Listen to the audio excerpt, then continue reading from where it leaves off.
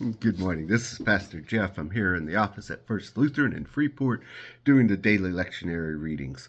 These are for Friday, October 17th. With it being Friday, we're still looking at scriptures that are going to help us as we gauge and worship on Sunday. Our psalm reading is Psalm 121, and we'll be reading in the Message this morning.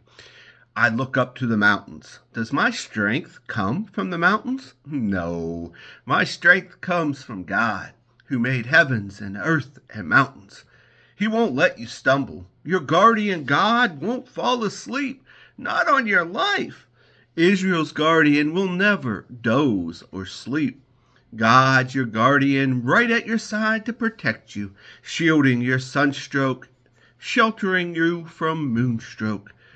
God guards you from every evil. He guards your very life. He guards you when you leave and when you return. He guards you now. He guards you always.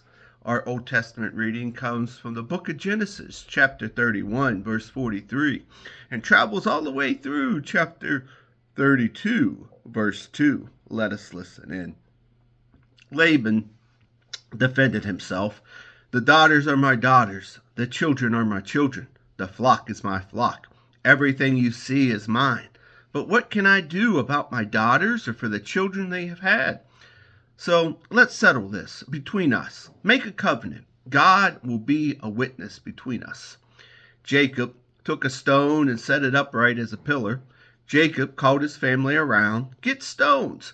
They gathered stones and heaped them up and then ate there beside the pile of stones. Laban named in Arabic Yagah Saduk, the witness monument.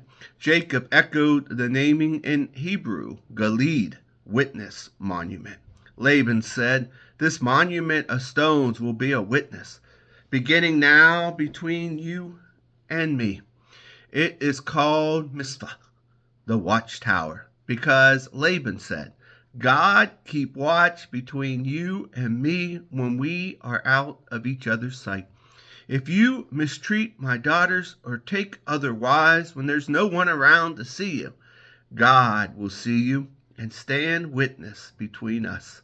Laban continued to Jacob, this monument of stones and this stone pillar that I have set up is a witness that I won't cross this line to hurt you, and you won't cross this line to hurt me. The God of Abraham and the God of Nahor will keep things straight between us.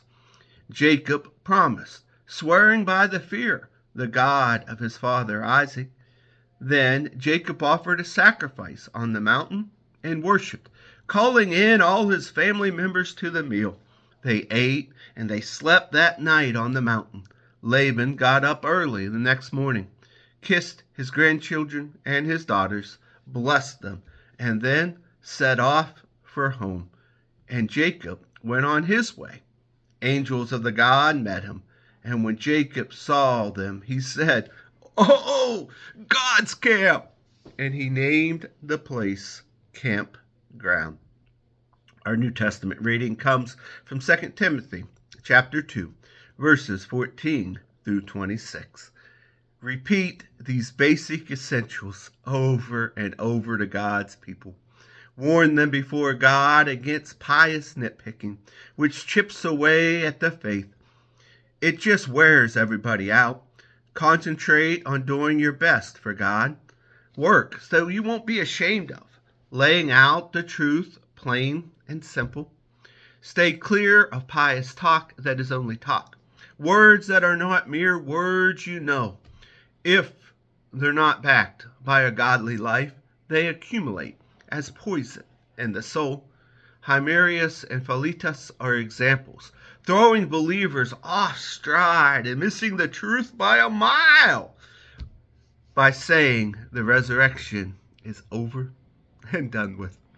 Meanwhile, God's firm foundation is as firm as ever. These sentences engraved on the stone. God knows who belongs to him. Steer clear of evil, all who name God as God. In a well-furnished kitchen, there are not only crystal goblets and silver platters, but waste cans and compost buckets. Some containers used to serve fine meals, others to take out the garbage. Become the kind of container God can use to present any and every kind of gift to the guest for their blessing. Run away from childish indulgence. Run after mature righteousness, faith, love, peace, joining those who are in honest and serious prayer before God. Refuse to get involved in inane discussion. They always end up in fights. God's servants must not be argumentative, but a gentle listener and a teacher who keeps cool, working firmly but patiently with those who refuse to obey. You never know how or when God might sober them up with a changed heart and a turning to the truth, enabling them to escape the devil's trap where they caught and held captive, forced to run his errands. And that ends our readings for the day. God's blessings on you as you enter into the weekend.